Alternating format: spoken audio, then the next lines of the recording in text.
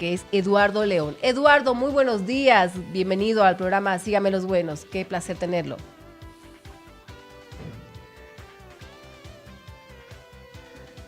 Bueno, se desconectó. Se desconectó, no puede ser, porque ahí está, no, ahí está, lo escuché. Ahora sí. Hola Eduardo, buenos días, ¿nos escucha? Buen día a ustedes, un gusto estar en Radio Monumental. No, muchísimas gracias por darnos su tiempo. Gabriela Arce le habla junto a Marcelo Tedeschi y bueno, pues nosotros obviamente estamos acá para poder escucharlo y la gente que nos está sintonizando y la gente que nos está viendo también. Tenemos muchas preguntas para poder hacerle. A ver, ¿cómo ve la situación política actual y, bueno, respecto a las elecciones de este 2025? ¿Cuál es su perspectiva? ¿Qué nos puede decir sobre esto? Bueno, es una situación complicada, ¿no? De por sí, insegura, no hay nada claro para el ciudadano. Imagínense, estamos a tan poco de las elecciones, casi estamos a 32 días de las elecciones y existe todavía incertidumbre, existe confusión en la población, existe inclusive desinterés de parte de un grupo de la población que está pues apelando al tema de poder de alguna manera sobrevivir en un momento tan difícil que estamos atravesando. Y encontramos que los candidatos aún no han conectado con la realidad boliviana, con el ciudadano, y que los ciudadanos están demandando pues que se le entienda el nuevo momento que está viviendo el país, no solamente en lo económico, sino también en lo social, en lo económico, en lo jurídico. Entonces, los retos hacia adelante es primero garantizar que hayan elecciones. Eso es un elemento que está siempre y permanentemente amenazado. Y segundo, es que se pueda mantener la paz social en el país y que luego este proceso de transición que tiene que existir entre este gobierno y el próximo tenga que las garantías constitucionales debidas para que así podamos de alguna manera garantizar de que el país vaya principalmente a vivir en democracia. Justamente este fin de semana, lo saludo, estimado doctor, este fin de semana hubo una declaración de Ruth Nina. Una declaración de Ruth Nina dice, el 17 de agosto van a tener que contar muertos antes que votos. Justamente queríamos, como abogado, le hacemos esta consulta. ¿La señora Nina ha cometido algún delito al dar este tipo de declaraciones con amenazas en el marco de un proceso democrático de elecciones que tiene precisamente como objetivo llegar al 17 de agosto para el voto popular?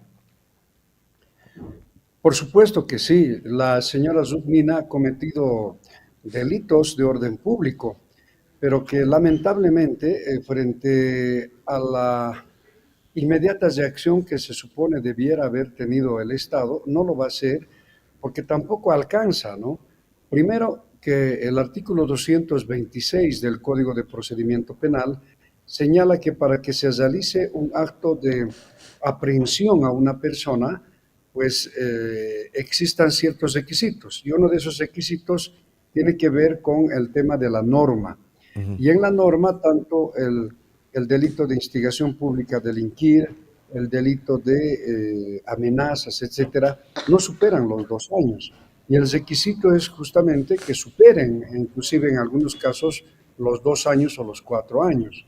Por lo tanto, lo que sí hay que tomar en consideración es que esto sobreviene de un conjunto de hechos que el Estado boliviano, el gobierno y las autoridades, particularmente del Ministerio Público, han permitido que en este país las personas hagan lo que quieran, amenacen a quien quieran, atenten como quieran y no ponen coto a ese asunto.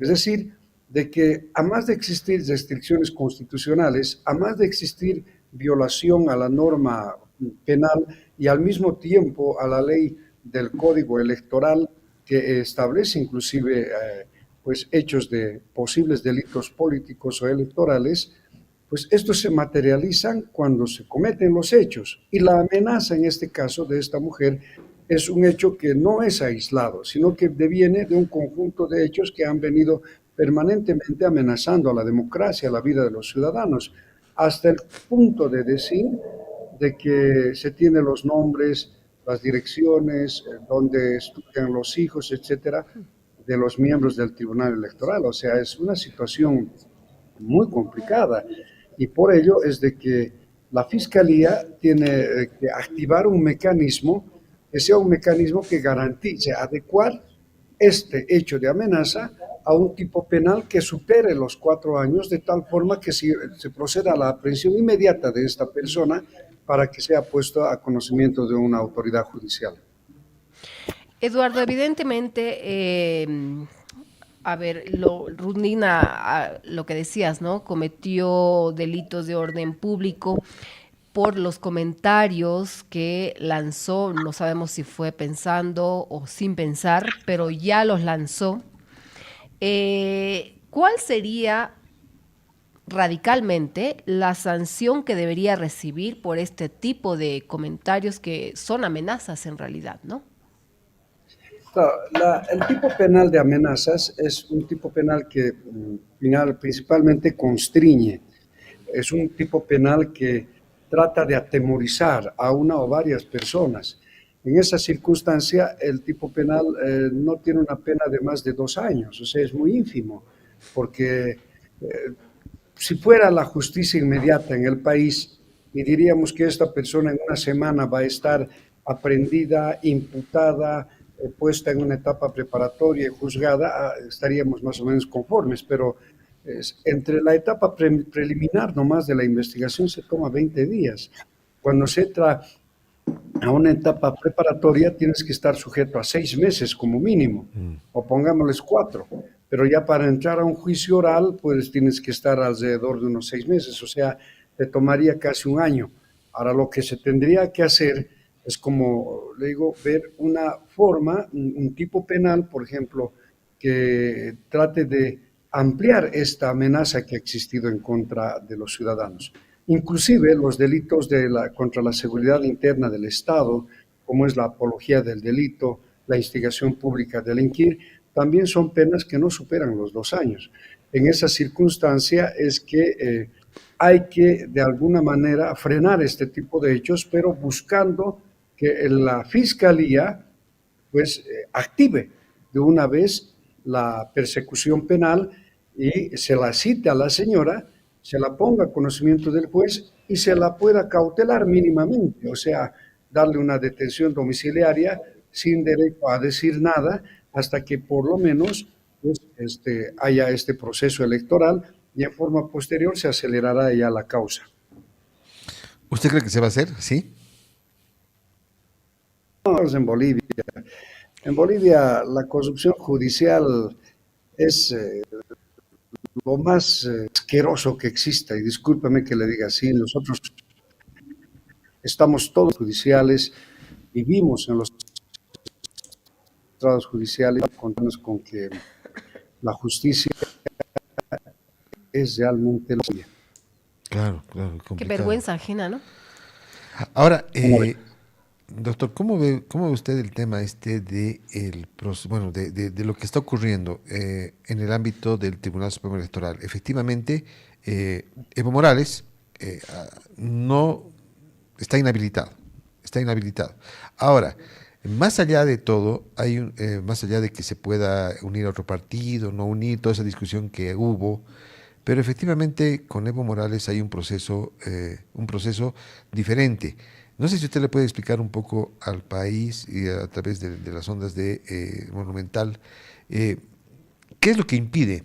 ¿Qué es lo que impide a Evo Morales, más allá de una decisión del Tribunal Supremo Electoral, llegar a ser candidato?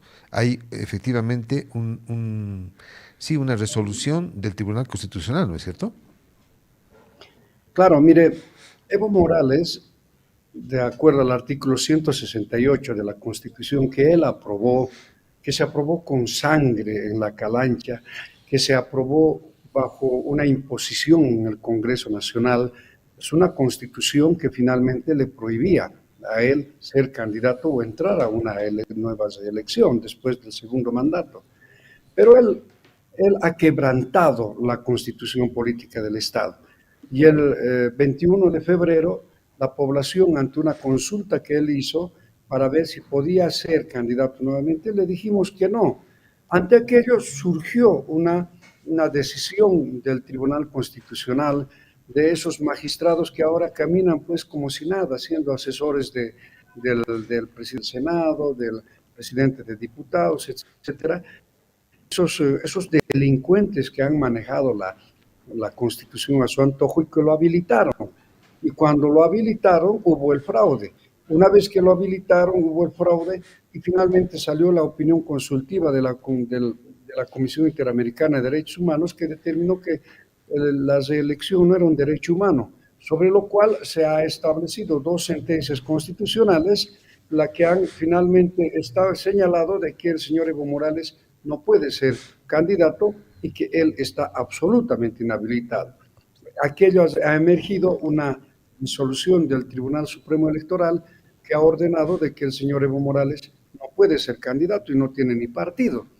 Ahora, ¿qué es lo que pasa? Lo que pasa es que el señor Evo Morales pretende forzar, ¿no? Decir, yo tengo que entrar a las elecciones como sea, a la fuerza. Y esto, pues, es que ha puesto al tribunal, porque el Tribunal Supremo Electoral ha realizado una serie de postergaciones en adecuación de los partidos políticos para que puedan estos presentar sus directivas, puedan aprobar sus estatutos, adecuar sus estatutos a la ley 1096, etcétera, y ha ido postergando de manera indebida por 7 veces, hasta encontrarse a este año, en estas fechas en la cual el propio Tribunal Supremo Electoral se puso en un callejón sin salida, en donde inmediatamente tenía que haber solucionado y pues lo que tenía que pasar hace un año o 2 años sucede ahora viviendo bajo amenaza. En esas circunstancias es que una de las grandes falencias que tiene el Tribunal Supremo Electoral es que ha comenzado a delegar sus competencias al Tribunal Constitucional, de tal forma que no se ha reconocido como un órgano del Estado, sino como un empleado del Tribunal Constitucional, porque todas sus decisiones tienen que ser aplicadas ante la ciudadanía para poder administrar las elecciones, ha delegado al Tribunal Constitucional y el Tribunal Constitucional decide si este partido es legal, si esta candidatura es ilegal, si esta candidatura va o no va, etcétera. Y a muchos, fíjese usted, a muchos partidos y candidatos los ha dejado no anulados el Tribunal Constitucional, sino los ha dejado en un coma inducido, de tal manera de que dentro de unos días, dentro de unos meses, puede establecer de que Sucre, el Tribunal Constitucional por los autoprorrogados, decir de que pues lo que se sacaron medidas cautelares, los que dictaron dejar sin efecto, por ejemplo, a Pambol, a Puente para la Victoria o sacarlo al propio Evo Morales, pues puede ser revocado por el Tribunal Constitucional. Esto es un tema muy delicado y que finalmente establece la fragilidad con la que ha actuado el Tribunal Supremo Electoral y que pone pues en evidencia de que los bolivianos estamos viviendo en una situación de incertidumbre jurídica muy delicada. Cuando son exactamente las 9:17, estamos en un contacto en vivo y en directo con Eduardo León, abogado constitucionalista. Eduardo, hay un vacío político en realidad que deja en un agotamiento a la población boliviana. Y esto es claro, no es novedad. ¿Podríamos hablar un poco sobre la incapacidad de respuestas frente a la crisis económica? Claro, claro. Y esto es mucho más grave, ¿no? Porque resulta de que la suma de la crisis que vive Bolivia, económica, política, social, jurídica, etcétera, ha llegado ya a un punto de no retorno.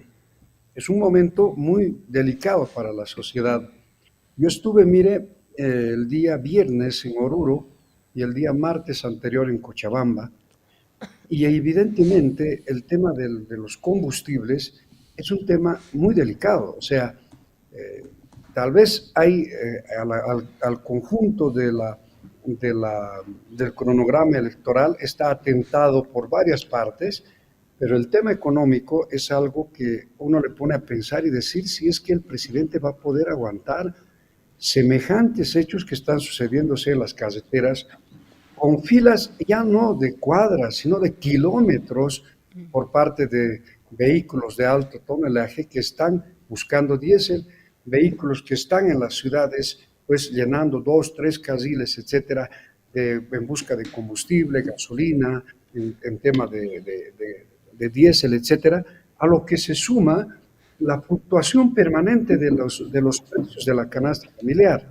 El aceite, por ejemplo, esta mañana han informado de EMAPA que ya no van a dar más que a una botellita por familia que vaya a poder, pues cada semana uno comprarse. Y a ello se suma también el incremento del precio del pollo, de la carne, etcétera, o los precios fijos que ya han comenzado a asentar los especuladores. Es muy difícil esta situación y algo que, por ejemplo, tal vez ustedes, nosotros estamos viendo y que ya no es controlado, o sea, ya no tiene control, es lo que pasa en el tema de los medicamentos. Es algo muy grave. Mire, yo tengo a mi padre que está muy delicado de salud en el hospital y en el Hospital Obrero y he sido testigo cómo ha llegado la Caja Nacional de Salud a un extremo realmente pues muy grave. Una atención creo que deficiente, es decir, mucho. Atienden en las salas de emergencia, en los pasillos, atienden en las sillas, no hay habitaciones, no hay atención inmediata, etcétera, y además de eso no hay medicamentos en los seguros y la gente tiene que salir a comprar en las farmacias donde los precios han subido hasta un 200%. Es decir, que toda esta cantidad de hechos ha generado una punta perfecta que puede generar una descomposición social fácilmente y que solamente han visto las elecciones como una salida inmediata que si no se diera o de alguna manera se entorpeciera, podemos apostar por el desastre. Bien, quiero volver un poquito a lo que hablábamos del tema constitucional con relación a Evo Morales. El artículo 168 de la Constitución Política del Estado establece que el mandato del presidente y vicepresidente del Estado es de 5 años, pudiendo ser reelectos por una sola vez de manera continua. Es lo que dice. Entonces, Evo Morales y el evismo interpreta que este mandato es simplemente para decir que no puede reelegir solamente una vez de manera continua. Efectivamente, él se ha reelegido más de una vez, pero una vez de manera continua, y luego de haber esperado una gestión, puede volver a postularse. Sin embargo, digamos, el Tribunal Constitucional lo que ha señalado es que una persona solamente puede postularse una vez de manera continua y nunca más postularse. ¿Es así o estoy equivocado, estimado Eduardo? Claro, lo que pasa es que ahí, aunque no nos gustara, porque si hay algo que a mí, por ejemplo, para nada yo acepto, es que Evo Morales fuera querer elegirse, inclusive Morales esté libre, debía estar preso ya, detenido, en Choncho. Hay algo que el Tribunal Constitucional ha cometido justamente de querer interpretar, o sea, en su rol de interpretación de la Constitución, modificar la Constitución Política del Estado.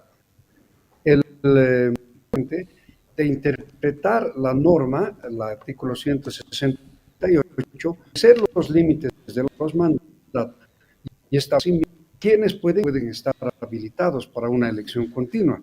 El tema de la discontinuidad es donde ha existido el debate, donde ha existido la duda. Y evidentemente sobre eso, el gobierno que llegue o la nueva Asamblea Legislativa tendrían que poner las cosas claras, porque evidentemente ahí se genera un vacío, porque el Tribunal Constitucional ha ido más allá de sus facultades, es decir, no solamente ha interpretado la norma, sino que ha modificado la Constitución. y en muchos de los aspectos que ha hecho el Tribunal Constitucional a partir de fallos constitucionales, ha ido modificando la Constitución, lo que no le está permitido. Por lo tanto, lo que tenía que hacerse en este caso, o lo que tiene que hacerse hacia adelante, es que este fallo judicial tenga que, de alguna manera, constitucionalizarse por medio de la Asamblea Legislativa o por medio de una Asamblea Constituyente, que es lo que ya se está hablando. Se está proponiendo, por ejemplo, que se convoque a una asamblea constituyente para modificar ciertos artículos de la Constitución que realmente no guardan claridad y que generan incertidumbre, que de alguna manera necesitan ser pues reencausados para el entendimiento del ciudadano. Por eso creo que si bien esta sentencia constitucional le cierra las puertas al señor Evo Morales, pero hay que asegurarse de que esto no parta simplemente de un entusiasmo por parte de los magistrados y al mismo tiempo no vaya a ser una muletilla de extorsión al gobierno, sino que se constitucionalice de manera clara. Y ahí es una de las funciones y una de las labores que tiene que el nuevo gobierno, la nueva asamblea, el nuevo Estado tiene que encarar. Eduardo, hablaba sobre la descomposición social y de que ya se está conversando para modificar los artículos de la Constitución. ¿A qué te refieres con eso? ¿Cómo sería la modificación, más o menos? Bueno, yo he visto incluso Hay algunos problemas con la conexión, lamentablemente. A niveles. ver si podemos. No, lamentablemente no. No Que la se escucha bien. Sí, hay un problema con la señal, Sí, qué pena. lamentablemente. Sí. Modificación, A ver. No, no se puede. Sí, complicado. Veremos Está si podemos mejorar. por teléfono, tal Sí, vez. de repente por teléfono, Sandrita, podemos hablar porque no tenemos buena comunicación y estábamos en medio de algo, así, si se puede